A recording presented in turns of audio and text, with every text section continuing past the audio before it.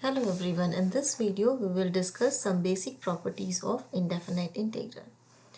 The first one is to find the integration of sum of two functions. Suppose we have two functions fx and gx and we need to find the integral of sum of these two functions. Then it is same as finding the integral of first function, that is fx, finding the integral of second function, which is gx, and adding the result. Same case is applicable when we have minus in between. Like if you want to find the indefinite integral of difference of two functions, it is same as finding the indefinite integral of individual function and find their difference. This is the first property. The second property states that if you need to find the integral of a scalar multiplied by a function of x. Here k is a constant, it's a scalar. Then how do we find it? In this case, what we will do, it's same as finding the integral of the function f of x. Since k is a constant, it will be a number, numerical value. So you find this integral of the function of x and multiply it with the constant k. Okay, so this is how we work with these two properties work. So let us see how these properties is used in different scenarios.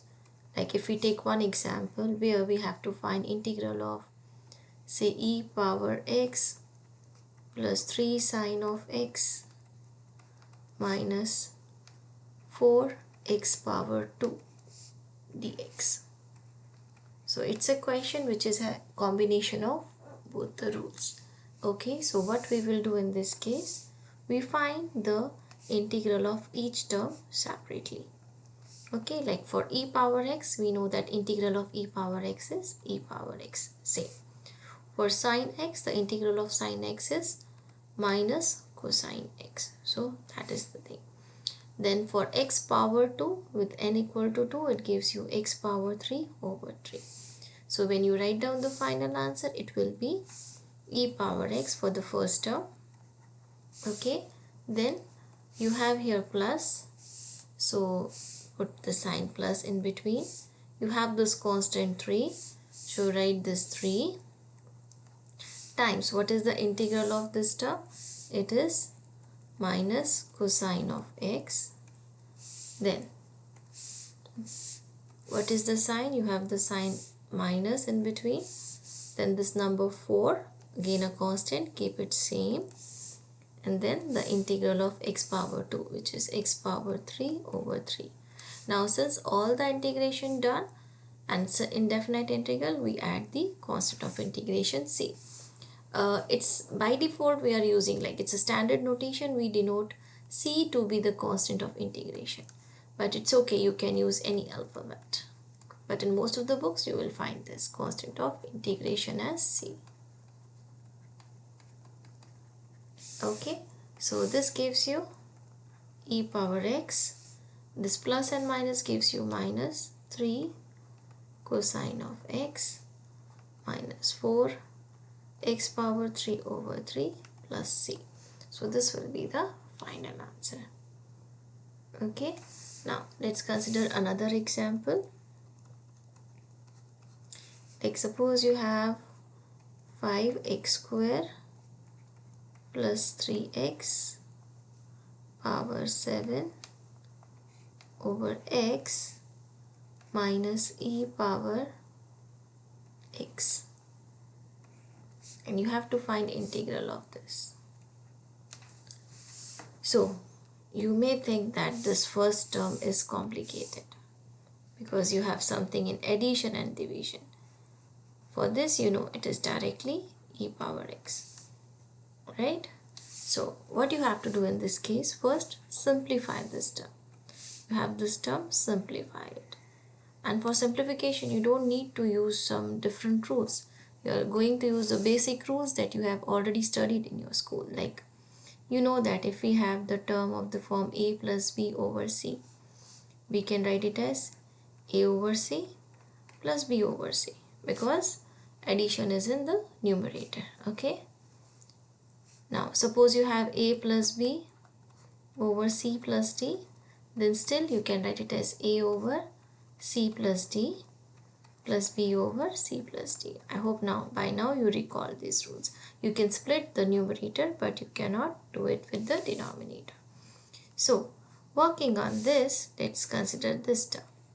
So this term is 5x square plus 3x power 7 over x.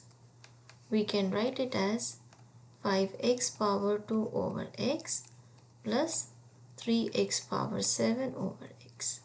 Now again use the law of exponent, x power 2 and x, that is x power 1. So you can write it as x power 2 minus 1, or you can directly cancel.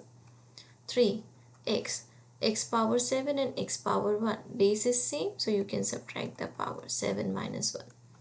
So this gives you 5x plus 3x power 6.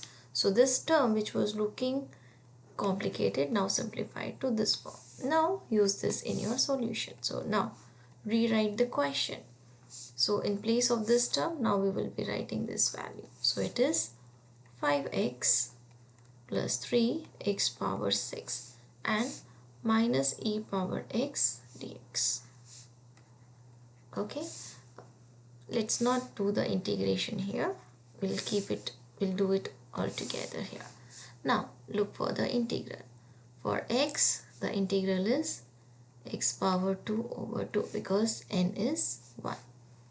For x power 6, the integral is x power 6 plus 1, which is 7 over 7. Now I am writing it directly. For e power x, it will be same. Now just writing down the answer. So this gives you 5 is a number, keep it same.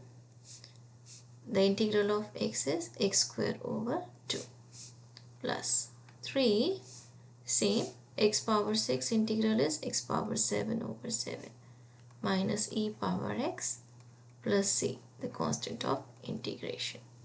Okay, so this is how we work with the integral. Always simplify the expression in such a way that you have a rule available for it, and then do the integration.